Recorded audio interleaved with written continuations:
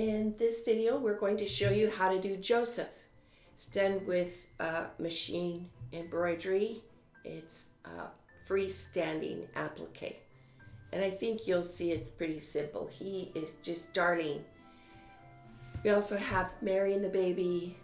We have shepherds and lambs, kings and a camel and angels and a star. So we're going to start by making these 4 sections for Joseph. He's got the body base, then his cloak will wrap around, you'll tack it here, and then sew his arm, just hand stitch his arm to the back.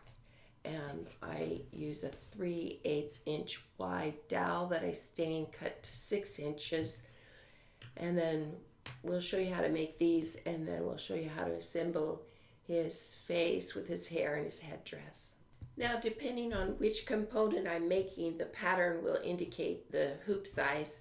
This is the large hoop, which is like 6.5 by 11, and I've hooped it with water-soluble interfacing.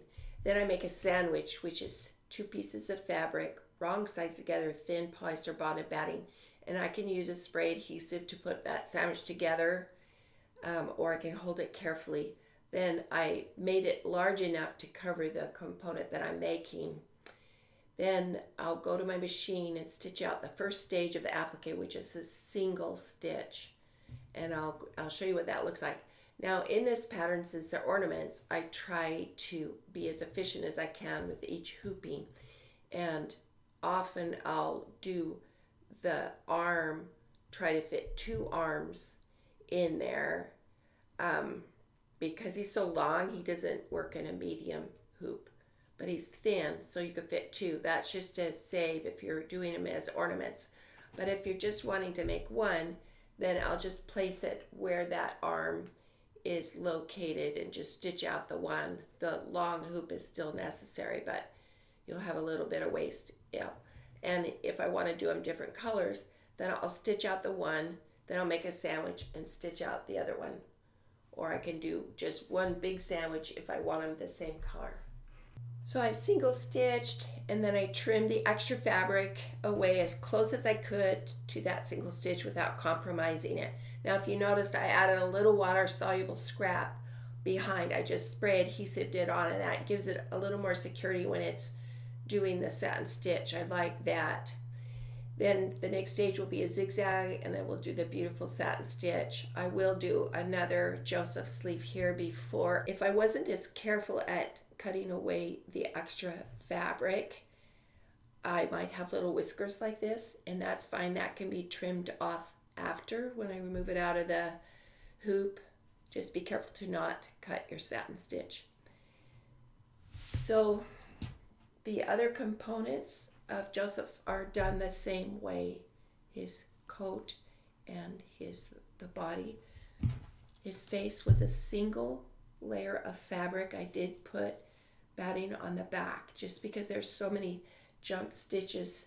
I didn't want that to show on the front, and it kind of softens the stitches as they sink down to the face. So I really like that. To finish the face, I do a running basting stitch, hand basting around the outer edge, and then I'm going to stuff him as much as I possibly can. And I did stitch about a 1/2 inch stitches, and so that's a lot of gathers, so it probably won't close on the back, but that's okay.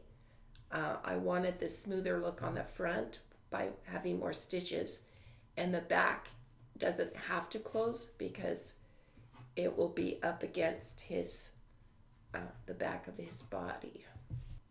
So then I've pulled it tight, pretty tight, doesn't have to be completely closed. As it closes down tighter, it wrinkles more. So if it's left open a little bit, it's a little less wrinkly around the edges. So then I take doll hair, can be any color you want. I just get this on the internet. It's curly doll hair, and I'm going to whack a piece that I think will be enough hair for Joseph and I will arrange it till I think it looks pretty good. If there's extra I don't need, just clip it off. Now I can just swathe it in hot glue and stick it down. That works too. But another way I do it is just with matching thread, and I will come up and grab some curls and go back down in the same hole. And I'll just go around his head like that until most of the curls are secure. Seems a little messy, but you just do it till you like it. If I need more hair, I'll just cut a little more, stick it on. I love this curly hair, it's so cute. Really gives him some character. I can loop it down so it's in his eyes.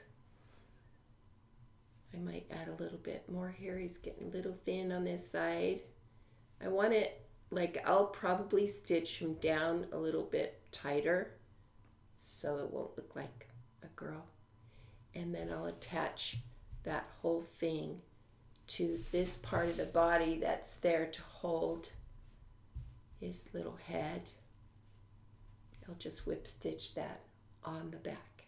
I've attached his head to the little holder part on his body and put his cloak on and his arms, and then his hat. The pattern is given to you just to stitch it out in a smaller hoop and cut it out, and then it gives you a stitching line to hand baste. Just use large stitches, hand baste. I put a little stuffing in there to give it a shape.